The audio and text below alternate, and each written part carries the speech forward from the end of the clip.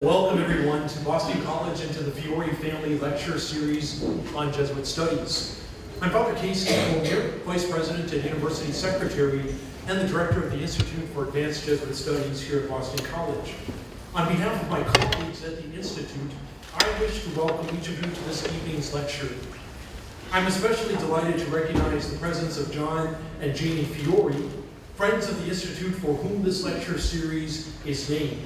John is a 1968 graduate of the Morrissey College of Arts and Sciences and a BC parent from the class of 2002. And we thank them for their gift of generosity to the Institute. And Boston College is very pleased to be able to offer the Feore Family Lecture on Jesuit Studies. So we join me in thanking our friends, the Feores.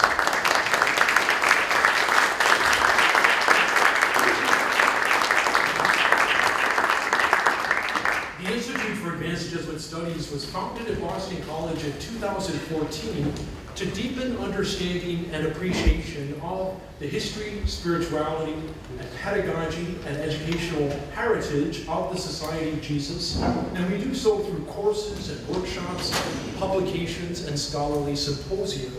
This evening and its lecture represent just one of the works of our Institute. And I invite you to learn more about its mission and programming, all of which position Boston College to be the source of all things in terms of Jesuit studies. In your program, you can find information about our Institute, including information about this year's recipients of our fellowship program.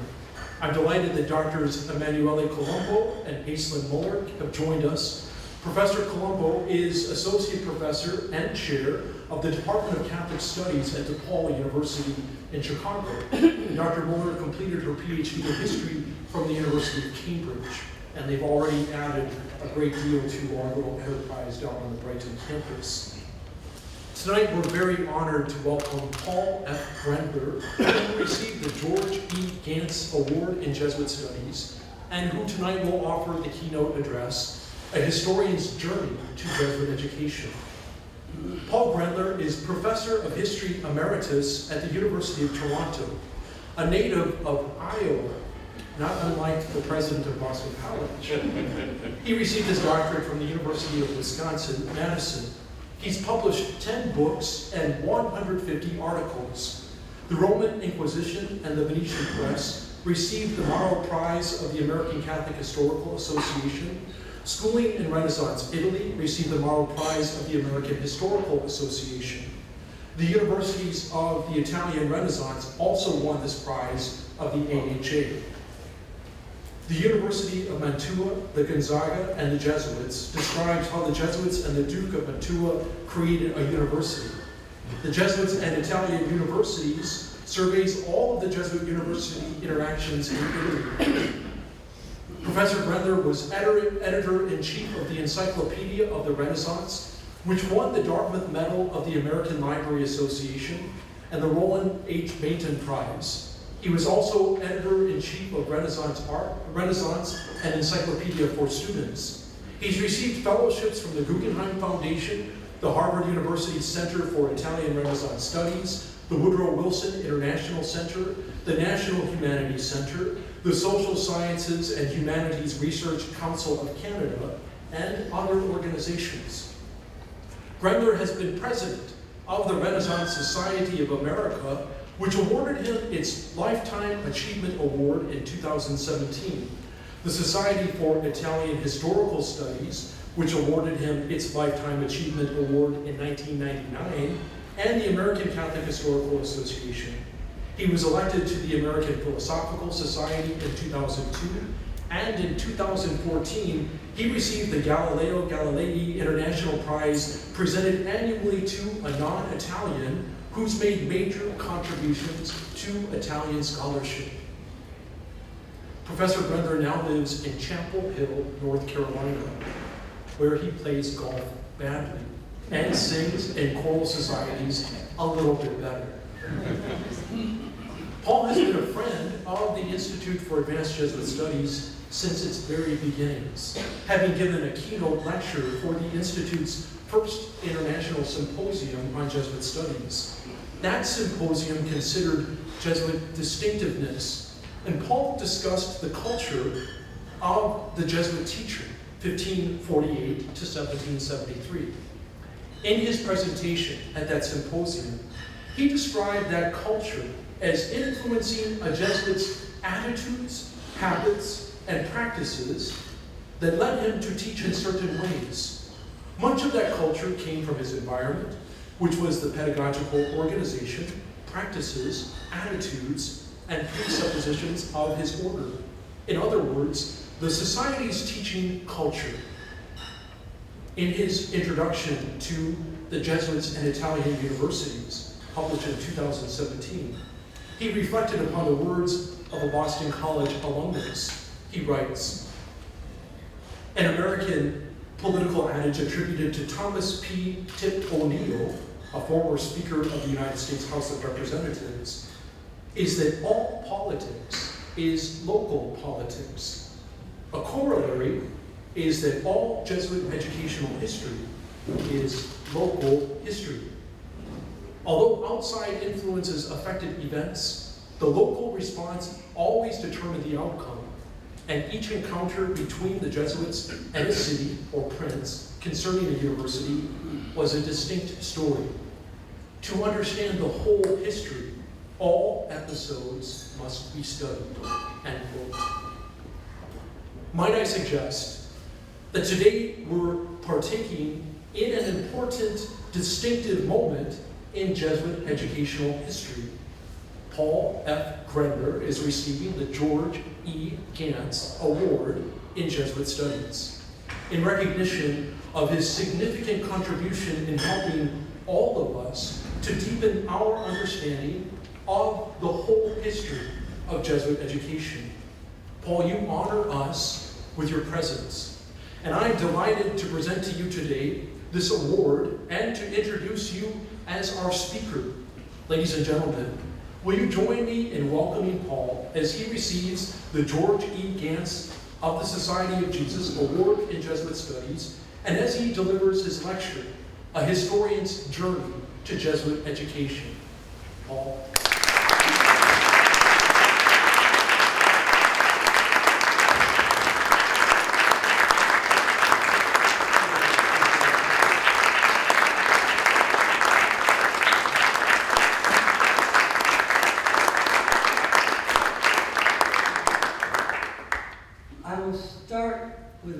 Comments about George Ganss.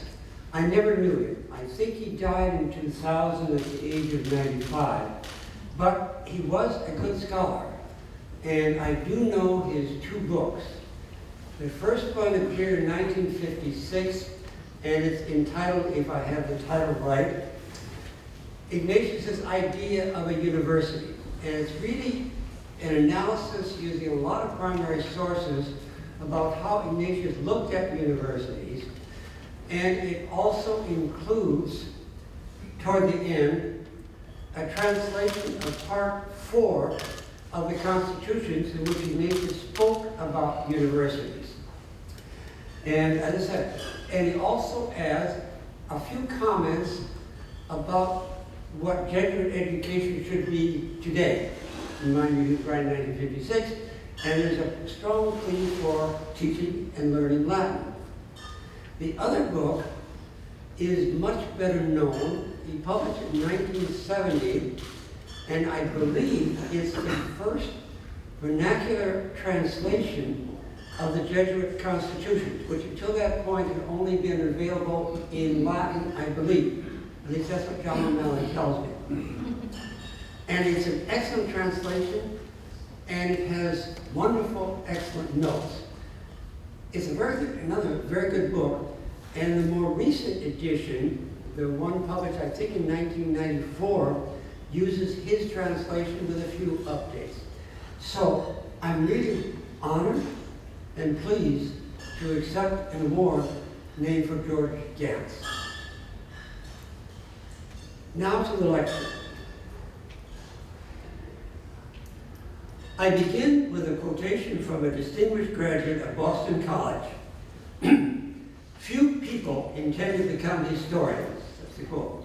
The quote comes from William J. Callahan, born in Winchester, Massachusetts, bachelor's degree from Boston College in 1958, PhD from Harvard, chair of the Department of History in the University of Toronto, distinguished historian of modern Spain, loyal Red Sox fan.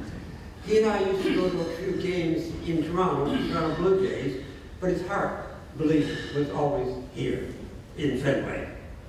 And a friend. He was absolutely correct in his quote. I had no intention of becoming an historian, and if anyone had said that I would become an historian of Jesuit education, I would have demanded a recount. But I did. How did it happen? What did I learn about Jesuit schools and universities in the past? I was born in a town of 700 people in northern Iowa, and I lived in several other tiny towns until I graduated from high school in the metropolis of Greene, Iowa, population 1,300. My parents never had the opportunity to attend college and had little money, but it was a given that I and my two brothers would go to college from as far back as I can remember. So I had various jobs before and after school and nights to earn money. I began in Loras College in Dubuque, Iowa, thanks to a competitive examination scholarship. I and 200 or 300 other seniors wrote a 3-hour examination on a Saturday morning. I was fortunate to be one of the 6 who won a tuition scholarship to Loras College. That was in Dubuque, Iowa. Tuition was $350. I know that figure seems so ridiculously low, but the figure was fairly high for my parents. It was a significant sum for my parents at the time. What should I major in?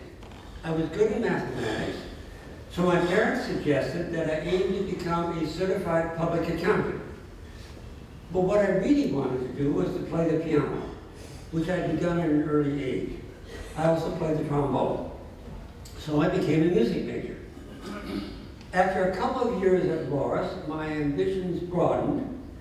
With the support of my piano teacher, I applied to the Oberlin Conservatory of Music. I prepared an audition tape playing a Beethoven piano sonata. If you want to know which sonata it was Opus 10 No. 1 in C minor. And I was accepted. I arrived at the Oberlin Conservatory and discovered how good I was not. One of the glories of conservatories is that you are constantly listening to other young musicians, which enables you to assess your own abilities. I realized that I was not that good, and I lacked perfect pitch, or very good relative pitch. I calculated that the highest I could aspire to was to become a high school music teacher. Now that's an honorable and satisfying profession, but it was not for me. So I transferred to Oberlin College. Again, the question was, what should I major in? English literature and history attracted me. I opted for European history. In retrospect, the choice was predetermined because I was always interested in history. While I was in high school at Greene, the 6 volumes of Winston Churchill's The Second World War were appearing one by one, and the Greene, Iowa Public Library bought them. So I read them in study hall, and everywhere else, every word of all 6 volumes, even the documentary appendices. And when I decided to major in history, I got lucky. By the way, did Cristiano pass out those pieces of paper with names on them? Okay, good. You can do that. All it is a list of names, so I don't have to explain who these people are. And they are relevant to the lecture. I mentioned Bill Callahan as the first name, but I have a bunch of other names too. And I think you'll find them a bit relevant. Anyway, I'm sorry there's not enough to go around, but away we go. In my senior year at Oberlin, I took 3 courses in 19th and 20th century European history from a teacher named George M. Cran. He was a one-year replacement for someone on leave. As my interest in history blossomed, he recommended that I go for graduate study to the University of Wisconsin at Madison to study with his mentor there, George L. Mossey. But my historical interest had shifted to the Reformation, or the Renaissance and the Reformation. Why? At that time, Oberlin had a small, Protestant-oriented graduate school of theology. It had a quiet reading room, and its shelves held many standard histories of the Reformation. I went there to study, and I began to read about the Reformation. To my pleasant surprise, Wisconsin accepted me, and Mossey accepted me as a student. At that time, Wisconsin was one of the 3 or 4 best history graduate schools in America. So I was fortunate because my undergraduate record was spotty, to put it mildly. But I received no fellowship, which was quite understandable. Mossey was a brilliant, original, and prolific historian and a demanding teacher. He wrote several books on 16th and 17th century Europe, including a well-known textbook on Reformation Europe. However, he is best known today for his many books on 19th and 20th century European cultural history. His best-known books study the intellectual origins of the Nazi ideology. In my first semester of graduate study at Wisconsin, Mossey lectured on the intellectual history of 16th century Europe at 11 a.m. Monday, Wednesday, and Friday. His lectures were stimulating and provocative. After one of the first lectures, I skipped lunch and went directly to the library in order to find the text that he was interpreting, because I asked myself, how can he possibly interpret Luther in that way? So I went to the library, found the text in translation, and looked at it. And I found that, yes, he had read the text, and yes, it could be understood in his way. After that, I did not skip lunch. His seminars were even more stimulating. His students were writing master's theses and doctoral dissertations on 16th, 17th, 19th, and 20th century European history. Hence, the papers and the discussions flew from Calvinism to Marxism to the Munich Revolution of 1919, back to the 16th century for a paper on the Heidelberg Catechism, forward to French fascism, etc. I was in awe of Mossey and the other students, and I was frantically trying to keep up with them. At that time, graduate students had to write a master's thesis. I settled on a topic in 16th century French intellectual history. But instead of finishing my master's thesis in the summer of 1960, I played hooky and I went to Europe. I found a very cheap student charter flight to Paris, and I bought a youth hostel pass. I think it cost something like $20. I spent the summer hitchhiking around Europe from Paris to Ljubljana. I visited Berlin before the wall was erected. I argued the merits of democracy and communism with German students in fractured German and fractured English. Most important, I discovered Italy.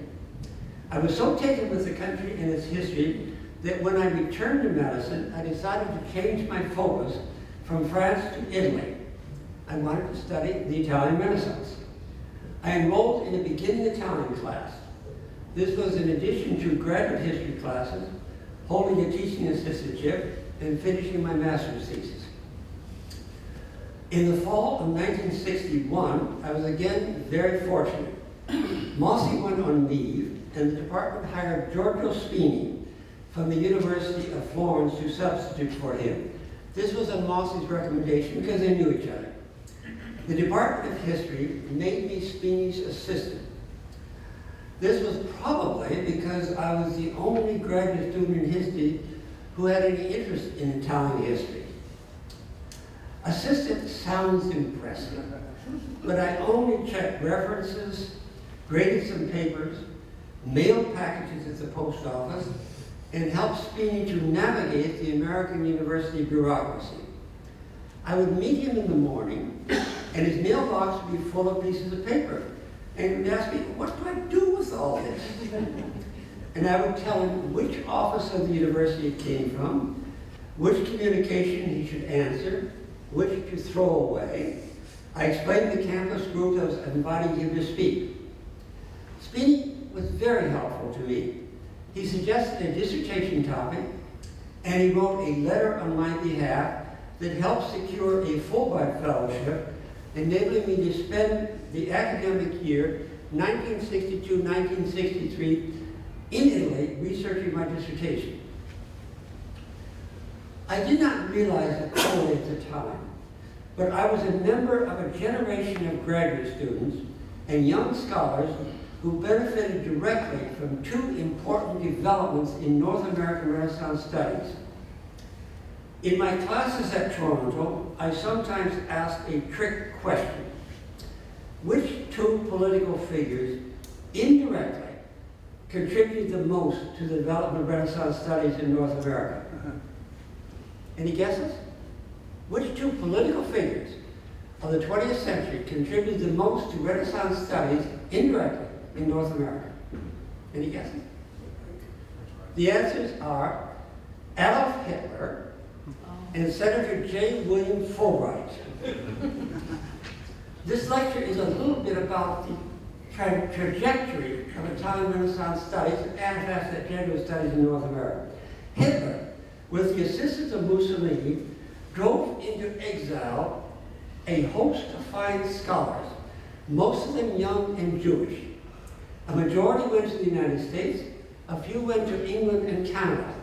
They brought with them European scholarly traditions, much technical expertise, and an understanding of European history that only people who live there can have. Before their arrival, there was little study of the Renaissance in North America. Medieval studies dominated. Renaissance studies hardly existed. The great European refugee scholars created a field in North America. Any young scholar of my era who read their books or heard their lectures can testify to this. I was personally influenced by refugee scholars. George Crane, who taught me at Oberlin, was born in Austria. In 1938, at the age of 12, he and his family fled Austria and came to the United States. George Mosse was the youngest son of a wealthy Jewish publishing family in Berlin that published a daily newspaper that opposed Hitler. His family left Germany right away in 1933, when George was 15. Mosse came to the United States, got a PhD from Harvard, and taught at the University of Wisconsin.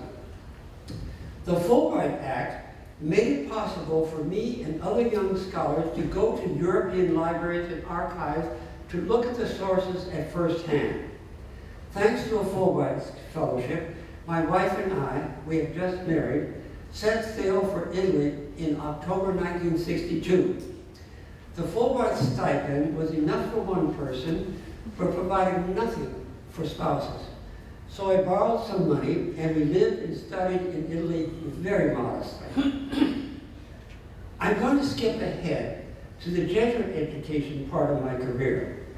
My first three books dealt with Italian Renaissance topics, but not education nor the Jesuits. An unlikely source planted the idea for schooling in Renaissance Italy, which was the beginning of my interest in Jesuit schools. In the academic year 1971-1972, we were living in the outskirts of Florence. Our son, then age 6, attended an Italian elementary school. My wife and I found his notebooks and his description of the pedagogy in the school fascinating. It was more oral and there was more dictation than in American and Canadian elementary education. It seemed to echo a distant past. I thought no further about the matter until I finished the book that I was doing and looked around for a new project. I was, and still am, interested in intellectual history in its institutional and social context. I said to myself, why not look at elementary and secondary education in the Italian Renaissance? They were obviously of great importance to their own age and to future centuries, including ours. But we knew very little about them. What kind of schools existed? Who attended? How many boys and girls went to school? What did they learn? What were the textbooks? Who were the teachers? From my previous research, I knew that on November 13th, 1564, Pope Pius IV issued a papal bull requiring all teachers to make professions of faith before the local bishop or his representative. It was a counter-reformation measure designed to make sure that teachers were teaching Cicero instead of Calvin. I asked myself, was this bull implemented? That is always a question in Italian church history. If so, were there any records? Where would they be? There was nothing in the Venetian State Archives. So I said to myself, I should look in the archive of the Venetian Patriarchate. It is called that because the Patriarch of Venice is the Bishop of Venice. That's his name. I learned that it was a small archive open part-time, and the archivist was a local parish priest. I hunted him up and explained what I was looking for. He promised to have a look, and we agreed to meet at the archive. I came, and he brought out a big bundle of documents, which he said might be what I was looking for. It was. The documents were the professions of faith sworn by 258 Venetian teachers in 1587 and 1588. And in the course of professing their Catholicism, they offered information about themselves, their schools, and what they were teaching. So for several days in May 1976, I sat in a little room with the windows wide open in a building adjacent to the Basilica of St. Mark, reading the documents. It was exciting and it was pleasant because the voices from Piazza San Marco came flowing up to me. This was the beginning of a broad investigation that led to Schooling in Renaissance Italy, published in 1989. A major finding of the book was the curriculum revolution of the 15th century. Italian pedagogical humanists discarded the late medieval Latin curriculum that taught a non-classical or only partly classical Latin. The humanists substituted Latin classical authors just rediscovered or newly appreciated. These texts taught Latin grammar, rhetoric, poetry, history, and moral philosophy based on ancient authors. Cicero's letters to his friends became the text for teaching Latin prose. Virgil taught Latin poetry. Caesar's works taught ancient Roman history. Sallust and Valerius Maximus offered good moral examples. Humanist teachers taught the ancient classical text because they believed that the classics taught both eloquence and virtue. It was the beginning of the humanities curriculum that dominated in European and North American education until about the middle of the 20th century. But what about the Jesuits? The last 70 pages of schooling introduces the religious order schools of the Catholic Reformation, especially Jesuit schools. When I looked at Jesuit schools, I noticed an important point. The Jesuit lower school curriculum, that is classes in Latin grammar, the humanities, and rhetoric, taught the same humanistic curriculum and the same classical text that the 15th century Italian humanists taught, except that the Jesuits taught a highly structured and much better organized version of the humanities studies curriculum. It included competition exercises, oral recitations, drills, reviews, homework, and competitions. The Jesuit curriculum practically guaranteed that the students learned classical Latin well. In short, while most scholars saw the Jesuits as a counter-Reformation religious order whose purpose was to teach Catholicism and combat Protestantism. I saw it as a continuation of the Renaissance curriculum that developed before the Protestant Reformation. Back to my journey as a historian. In the years that I was researching and writing Schooling in Renaissance Italy, I made my first visit to the Archivum Romanum Societatis Jesu, the central Jesuit archive in Rome.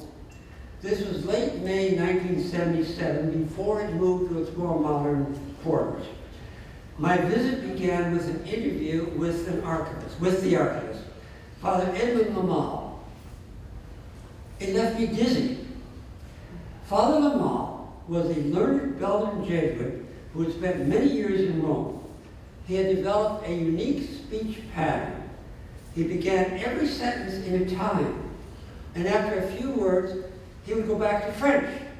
And he'd go on for several phrases, long phrases in French, and then at the end of the sentence, he'd remember, oh, I'm speaking Italian, he'd switch back to Italian. Fortunately, John O'Malley had warned me of his speech pattern, and I was able to cope, barely. But it really left me dizzy at the end of it. I have made many more visits to the Jesuit archive in Rome. The scholars come from everywhere. The person at the next table might be reading documents in Chinese or Japanese. One day I met a young Vietnamese-American Jesuit. He was born, I talked to him, he was born in Vietnam. He came to America as a child with his family and grew up in Denver, Colorado. He was doing research on Father Alexander de Rode, a French Jesuit who published a trilingual Vietnamese, Portuguese, Latin dictionary in 1651 that had an immense impact on the development of the Vietnamese language. And I've met many other scholars doing fascinating research. The next step on the road to Jesuit education was the discovery of Jesuit universities. It begins with another great German Jewish refugee scholar. This was Paul Oscar Christeller, who taught at Columbia University. Christeller did pioneering scholarship on Italian Renaissance universities in the 1940s and 1950s. He intended to write a history of Italian Renaissance universities, but many other projects got in the way. So he persuaded his ablest former student, Charles Schmidt, to write the book on Italian Renaissance universities. Charles was then teaching at the Warburg Institute in the University of London. He had already published studies on philosophy and science in Italian Renaissance universities. He was the perfect choice. He was also one of my closest friends in the profession. My wife and I met Charles and his wife in Florence in the academic year 1962-1963 when we were both Fulbrighters. In early April 1986, Charles wrote to me a real paper letter that he was about to start on the book about Italian Renaissance universities. But first, he had to go to the University of Padua to give some lectures. He went, gave the first lecture, then collapsed and died on April 15, 1986, at the age of 53. It was a great loss to scholarship and to me. Then one night, in July 1986, at about 10 p.m., I was sitting in my study minding my own business. I received a telephone call from Professor Christeller. He had never called me before, he never did again. He had helped me get an article published in 1966, but we had had little contact. He was someone I admired from a distance. Without preamble, he strongly urged me to write the book that Charles could not write. I do not know if anyone in this audience knew Christeller. Suffice to say, at the age of 80, he was still a strong, commanding presence, to put it mildly. I was really surprised. Remember, this was 3 years before I published Schooling. How could he have reached this decision? But Christeller seemed to know everything that was going on in the field, and he had ideas about what needed to be done. Taken aback, I only promised to consider his strong request. As I finished my book on pre-university education in Italy, the idea attracted me more and more.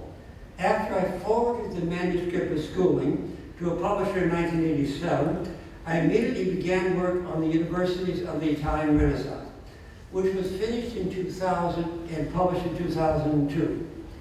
Unfortunately, Grendler died in 1999. I dedicated it to his memory and to that of Charles Schmidt. I like to think that they would have found it acceptable. I learned from my study of Italian Renaissance universities that the Jesuits were involved in them, and that completed my journey. Everything that I've done since has been on Jesuit education. So much for my autobiography. Now I'd like to make a few observations about what I have learned about Jesuit schools and universities in Europe between 1548 and 1773. Some of it may surprise you. As you know, Jesuit schools were free. Students did not pay any fees. This was very important because at that time Europe had very few free schools. Universal free public education did not begin to appear in Europe until the late 18th century and more often in the 19th. Although the Jesuits taught for free, the schools still had heavy expenses. Who paid the bills? The answer surprised me. Local civil governments paid the bills. Jesuit day schools in the 16th, 17th, and 18th centuries almost always received public funding. The pattern was this. The town council heard that the Jesuits were excellent teachers, so they invited them to come and establish a school.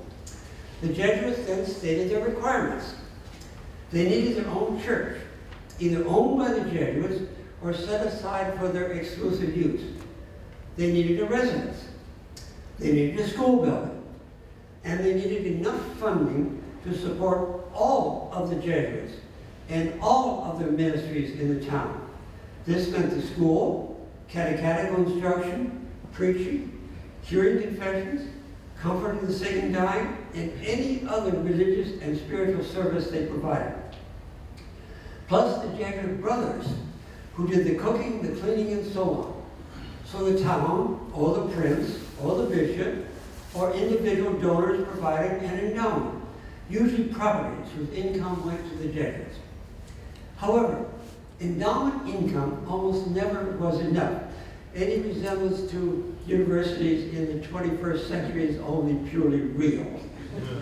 So the Jesuits and the town also negotiated an annual payment for the school. The two sides signed a contract. The town agreed to pay the local Jesuit college a fixed annual amount from tax revenues for its educational and religious services. In return, the Jesuits promised to teach a specific number and level of classes. For example, the Jesuits might agree to teach 3 classes: Latin grammar, humanities, and rhetoric. They might add a logic class for a larger payment. The contracts normally contained penalty clauses. The town would pay the Jesuits less if they did not teach all the contracted classes. If the town decreased its payments, the Jesuits would drop a class. Contracts were usually limited to a number of years, but were renewable indefinitely. The contract relieved the town of the responsibility of hiring and paying teachers and governing the schools. The Jesuits ran the Latin school and made all the decisions, including providing Jesuit teachers.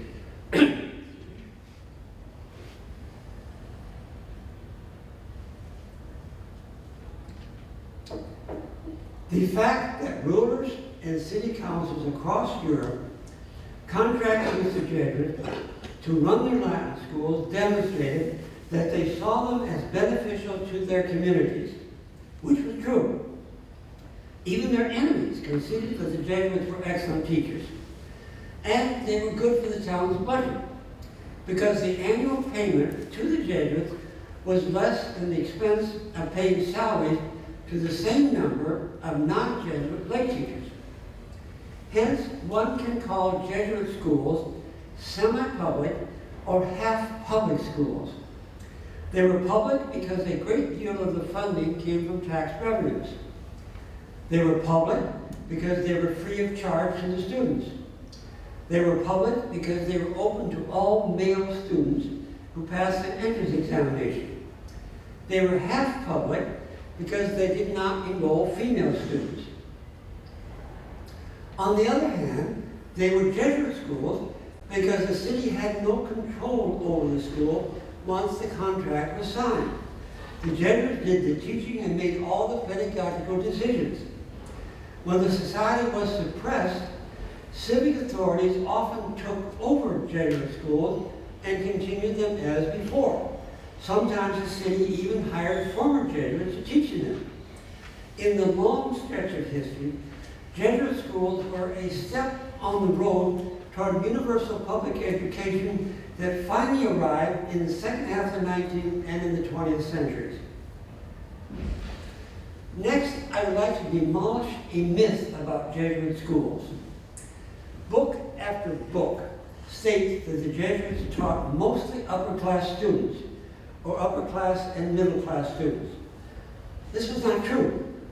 It could not possibly have been true, because the sons of the elite were very few, while a huge percentage of the population of potential students came from the middle and lower classes. But documenting this obvious truth is very difficult, because very few matriculation lists have survived, and such lists are useless for social analysis unless they contain information about the names, the titles, and occupations of fathers of students. Fortunately, a handful of matriculation lists from France and Germany with names, titles, and occupations of fathers have survived. They demonstrate that only about 5% of the students in Jesuit day schools were nobles, and another 6% were the sons of commoners of standing and wealth. Perhaps another 10 to 15% were the sons of office holders of some significance. That leaves about 75% of students who came from the middle and lower classes. And when a lower class boy attended a Jesuit school, he attended facility in Latin, and that guaranteed his rise in society. In the 17th and 18th century, Jesuit day schools probably increased the enrollment of students from the lower and middle classes. This was because the Jesuits brought back ABC classes, that is, beginning reading, writing, and Latin classes. When the Jesuits first began teaching in the middle of the 16th century, they had some ABC classes. These taught reading, writing, the catechism, and a little Latin morphology, that is, declining nouns, conjugating verbs, and a little bit of syntax, to very young illiterate boys. But Ignatius of Loyola and his successors eliminated the ABC classes because the society had a terrible teacher shortage in its first 50 years. Parents were unhappy, but that was the way it was. The Jesuits also instituted entrance examinations to their schools. A boy had to be able to read, write, and know a little Latin before he began the lowest Latin grammar class in a Jesuit school. However, in the middle of the 17th century, the Jesuits brought back the ABC classes in Italy and possibly elsewhere.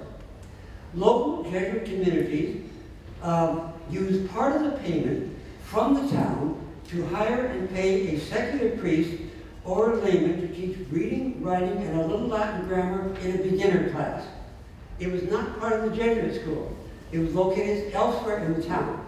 The ABC classes were free, and the teacher followed Jesuit pedagogical directions. After a year or two in an ABC class, the student who wished to attend the Jesuit school submitted himself for the examination.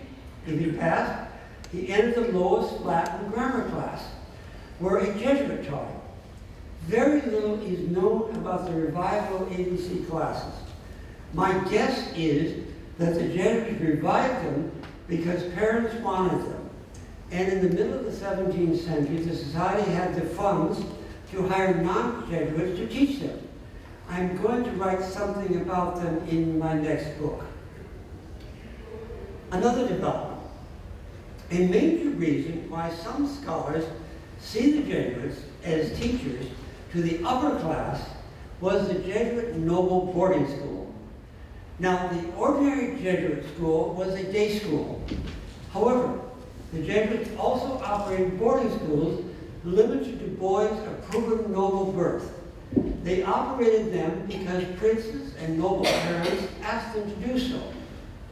I think the first one started in Vienna in 1554.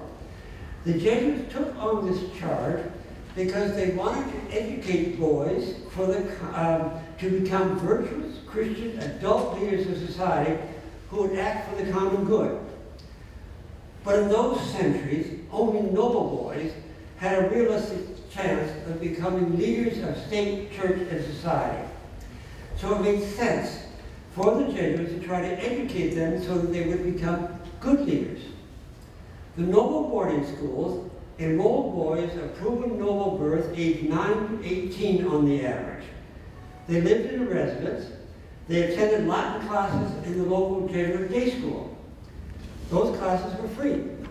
But this was only part of their education. The Jesuits hired laymen to teach the noble boys riding, fencing, designing fortifications, vernacular languages, especially French, singing, dancing, and how to play musical instruments. In other words, the noble boys were taught skills and graces appropriate for court life, diplomacy, even military command. This part of their education was not free. Noble parents paid high fees for room, board, and lessons in fencing, riding, and everything else for their sons. They were also paying to give their sons the opportunity to bond with other noble boys in the hope that this would pay dividends in the future. Any resemblance to English public schools and American prep schools today is purely real. But the noble schools were only a small part of the Jesuit educational ministry. Jesuit noble boarding schools had low enrollments, typically 60 to 150 boys. Jesuit day schools were much larger. Some of them had 1,500 or 2,000 students. And there were many more day schools than noble boarding schools. For example, around 1700 in Italy, Italy had about 120 Jesuit day schools and about 15 noble schools. Nevertheless, by operating the noble boarding schools, the Jesuits supported a hierarchical social and political order. And all those nobles who attended Jesuit schools did not stop the kings of Catholic Europe from destroying the Society of Jesus in the second half of the 18th century. My guess is that the Jesuit expectation that they could improve society by educating nobles was probably a failure. Since Boston College is a Jesuit university, I will comment on Jesuit universities in the past. The first Jesuits had no intention of becoming university professors. They did not want to drink coffee in faculty common rooms. They became university professors in answer to cries for help from German universities. They had emptied out because of the Protestant Reformation. Professors became Protestants and left. Enrollments plummeted. So the Prince Bishop or the Duke asked the Jesuits to come and revive the university. And Ignatius of Loyola responded by sending some of his best people. But Ignatius only reluctantly permitted Jesuits to teach in universities, and he imposed severe restrictions in the Jesuit constitutions. He insisted that the Jesuits should teach only humanities, philosophy, and theology. He forbade them to teach civil law, canon law, and medicine. They were far from the purpose of the society. That's almost a quote from the constitutions. This handicapped the Jesuits because universities at that time had only 3 advanced faculties: law, medicine, and theology. Universities as a whole, most universities, had only those three faculties, law, medicine, and theology. Ignatius also wanted only Jesuit universities. These were universities under the complete control of the society, in which the Jesuits would do all or almost all of the teaching. Despite Ignatius' restrictions, the Jesuits did become university professors, and his successors were more willing to teach in universities that they would not rule. They were welcomed. Catholic Europe had about 85 universities between 1548 and 1773, and the Jesuits taught in about half of them. The Jesuits may have done more university teaching than all the other religious orders combined in those centuries. But only 13 of the 40-odd universities in which the Jesuits taught were Jesuit universities, meaning universities in which a Jesuit was the rector and governed the university.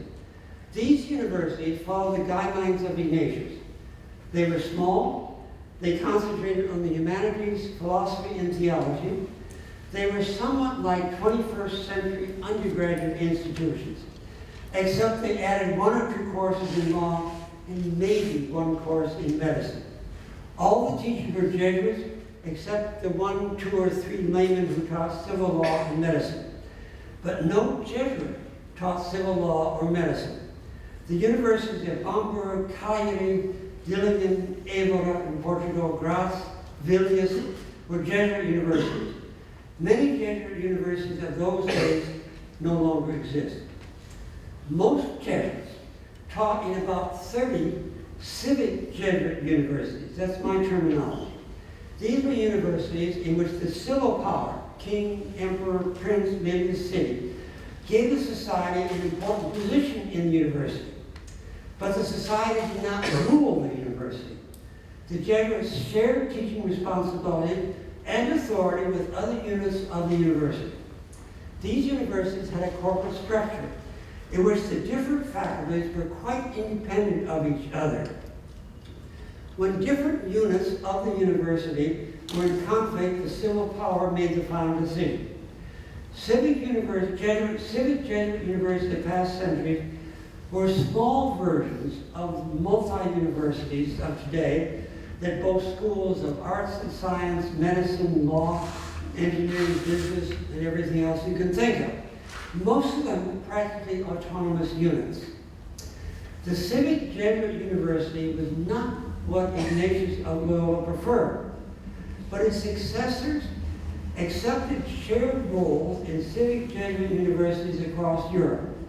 It enabled them to teach the humanities and their version of Aristotelian philosophy.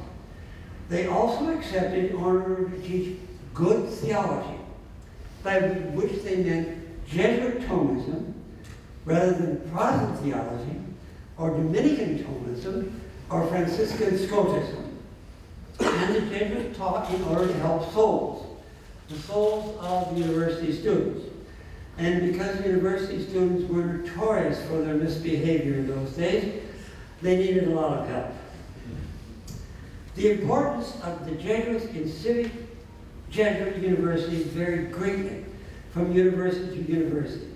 They had no involvement in or authority over the faculties of law and medicine, but the Jesuits typically dominated the teaching of the humanities and philosophy at what we would call the undergraduate level. The Jesuits always sought to teach in faculties of theology, and they tried to nominate them. The results were mixed. In some universities, they filled all of the professors of theology. In others, they obtained a few positions, while the Dominicans, the Franciscans, and other religious orders held the majority of positions. And they were shut out in some universities. For example, no Jesuits held university professorships of theology at the University of Coimbra in Portugal. Then in 1597, King Philip II nominated Francesco Suarez. He was probably the greatest living Catholic theologian at the time. The faculty of theology objected on the grounds that he did not hold a doctorate, which is true. So Suarez obtained a quick doctorate by examination in a few weeks and was appointed. The faculty of theology still did not want him, but the king was the king. Despite conflicts, the civic Jesuit university arrangement worked pretty well. The universities of Cologne and Parma, Prague, and Vienna were classic civic Jesuit universities. This is a little of what I have learned as an historian of Jesuit education. My advice to other historians tempted to study Jesuit education is do it. There is so much to be learned. There is an abundance of sources that have never been looked at or hardly examined, or have attracted very little attention. I recommend that historians concentrate on what happened, not what the Constitution said, and not what generals in Rome wanted to happen. The Jesuits operated in the secular world in partnership or conflict with civil society. A certain amount of Jesuit history in those centuries consisted of entrepreneurial Jesuits who freelanced in towns far from Rome. Then they told the general what they had done after it was too late for him to say no. Finally, I recommend a saying from another distinguished graduate of Boston College, whom you've already heard about. Tip O'Neill said, all politics is local politics. I'm going to use that line again. And I say again, all Jesuit educational history is local history. What happened in one city did not necessarily happen elsewhere. The Jesuits might have great success in one town and fail in the next. Expect the unexpected. Bill Callahan is absolutely right about me. I have no intention of becoming a historian. And the idea of becoming a historian of Jesuit education was about as remote as flying to Mars. But I'm very happy that I did both. I've made many friends along the way, and I've learned a great deal. I intend to keep on studying Jesuit schools and universities until I reach the last archive.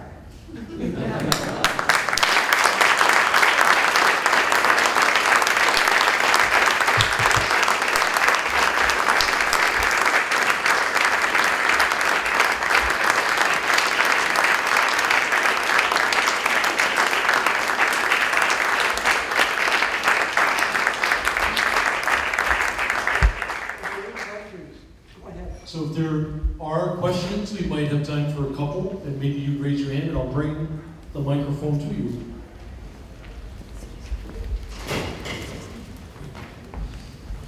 Yes, you implied that there was some competition amongst the orders at the university level. Was that also true when you called the public school level? You mentioned, the lower levels, were there also other orders trying to get those same contracts? I'm tempted to say, oh, hell yes. First of all, universities.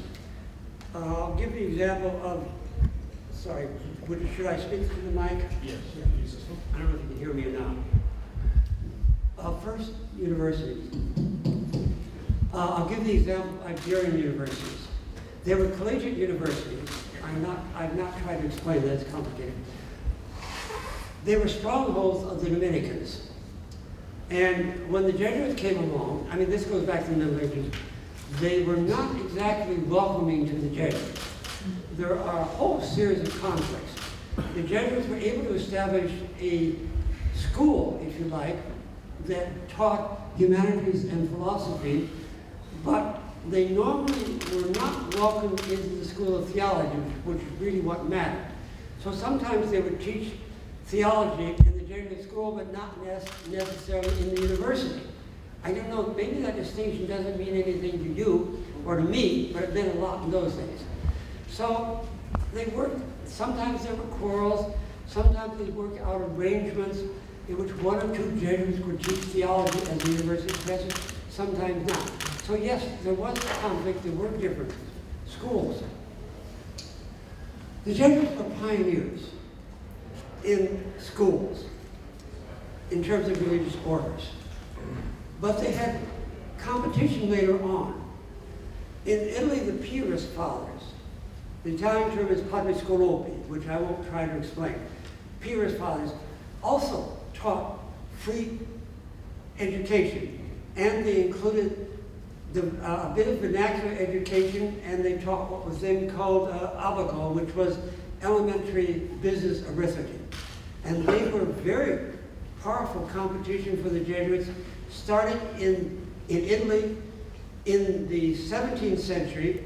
They later spread to Central Europe, especially to East Central Europe and to Spain.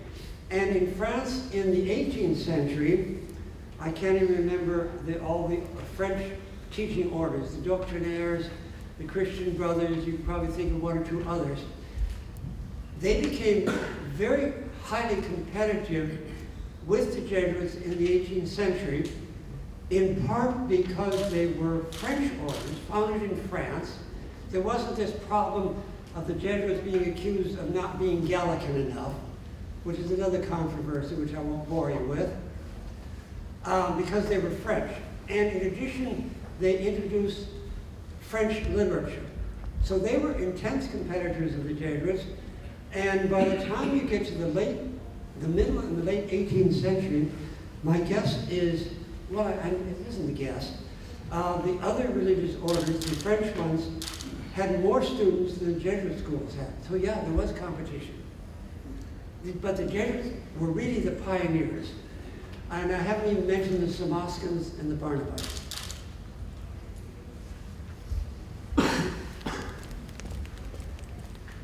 Can you hear me well on this? Okay. Yes, you described the financial arrangements between the Jesuit universities and local towns. What was the status of the Collegio Romano? Where did its money come from? I ask this because in my spare time I read the sermons of Padre Generale Oliva, and he has a sermon delivered at the Collegio Romano at a time when the conditions of the Collegio were precarious. I was surprised that at such a late date, the Collegio Romano would be not fully funded and impervious to such problems. So who paid for the expenses of the Collegio Romano? Do you know? The first answer is Pope Gregory XIII, who contributed a huge chunk of money to an endowment. And of course, he built the building. And it's now a classical secondary school, high school in Rome. But it's the same building, and it's still used as a school. I would love to visit it, go inside, but they know tourists wander in, and so they shoo you out. I'd have to find somebody to get permission to visit and so forth. But first of all, Gregory XIII contributed heavily. They didn't solve all the issues. I don't know the full details, but gradually over the years, they accumulated more and more endowment funds from cardinals, et cetera, et cetera. My guess is, I don't know the letter or the correspondence you're talking about, but my guess is Claudio Acquaviva spent a certain amount of money at a time hitting up, if I can use the term, cardinals for funds. But it gradually things got better, I think. The same was true with the German college, the German-Hungarian college, which started off on a shoestring, but gradually got better and better and better. I hope that answers the question. But it varied from place to place. Sir? So, do I understand you correctly? Take a university like Pont-à-Mousson near I'm sorry, which university? Pont-à-Mousson near Lyon, which in 1773, when the Jesuits were suppressed, it had 7,000 students, and it did have medicine and law. Or Vilnius, so Pont-à-Mousson ceased to exist. But Vilnius still exists. Yes. Over the main entrance is still the Jesuit motto, AMDG. Good.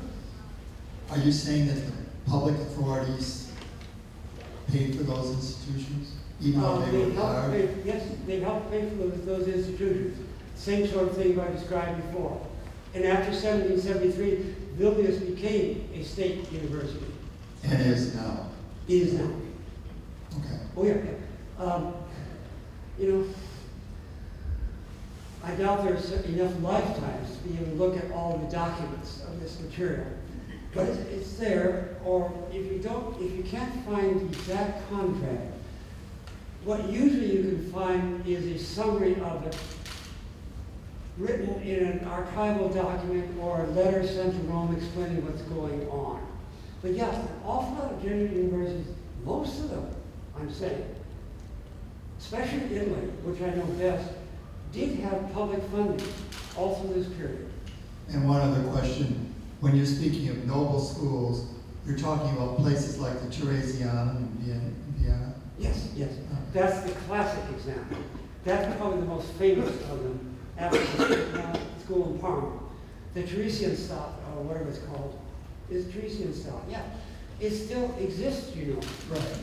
But it's a state school which trains public servants and people for diplomacy and all that sort of thing.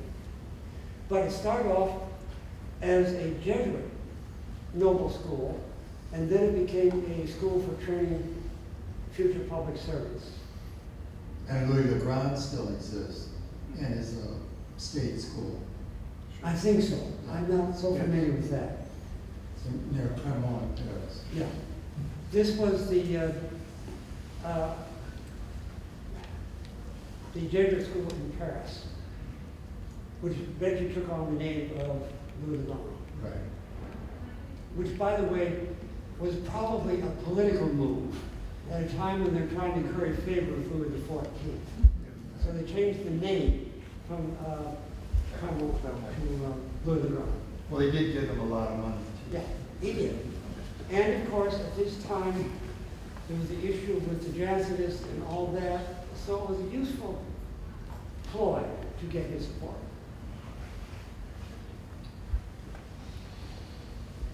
Sir. Hey, one more question, Professor Grendler. One word that was notably absent was actually science, right? So I may have this misconception that the Jesuits were intensely involved in science in the 17th century. Was that happening in the university setting or outside of it? Because you've said very much during at least the 16th century, my understanding, that in fact one should understand Jesuit education as being an extension or projection of classical humanism, which obviously would continue in the 17th century in Jesuit Latinity and everything, but how about the place of Jesuit science in or outside the university? How does that figure into your story? Both in the schools and universities and outside, except that institutionally at first, Jesuit science was Aristotelian science. And that wasn't just the Jesuits. Most universities taught Aristotelian science until things began to change toward the end of the 17th century, and more so in the 18th century. I hope you'll forgive mentioning an absent friend, Charles Schmidt, whom I mentioned, could probably tell you all about that. He was really the world's authority on, if you like, the transition from Aristotelian science in European universities into Cartesianism and everything else. So what happened is the Jesuits taught Aristotelian science in the schools mostly, but mathematics doesn't quite fit into Aristotle. Aristotle is science by causality. This causes that, etc. Mathematics is a different approach to science. And the Ratio Studiorum has standard, its curriculum for mathematics is standard old-fashioned Euclidean mathematics. So, and that was the same mathematics that was taught in universities. And so you run into 17th century Jesuit teachers, mathematics teachers, who are teaching Aristotle, but they're also freelancing. And the Ratio permits you to do this in the mathematics curriculum, and also going ahead and teaching mathematical science. And you run into the interesting question, which I will illustrate with by mentioning a book I reviewed a number of years ago. It was a study of an eminent 17th century Jesuit mathematician. Sorry to say I've forgotten his name. But anyway, it was a whole series of articles, and he was a pioneering scientist in mathematics, hydraulics, and a few other areas. The question was, this is post the condemnation of Galileo. Was he a Galilean or not? And there are two papers in that group of that book. One argues strenuously that he really was a closet Galilean, and the other argues very strongly he was not. So you run into various things. Jesuit mathematicians, and I've run across Jesuit mathematicians in the 18th century who basically are solid Galileans, but they're writing the correspondence, but I can't really write this publicly because this is not what the society wants me to say. So they have that kind of science. So I'm saying two things. Jesuit science in the schools was transitioning slowly, getting away from Aristotelian mathematics, edging toward Cartesianism, I think. And a number of Jesuit mathematicians who were writing privately in these scientific academies were doing all sorts of original stuff. Now, I'm not an historian of science or mathematics. Charles Schwab told this, I can't. So it's going in two different directions. That's what helped actually. I'm sorry to say, Jesuit history is never straightforward. Would you join me in thanking Paul for speaking here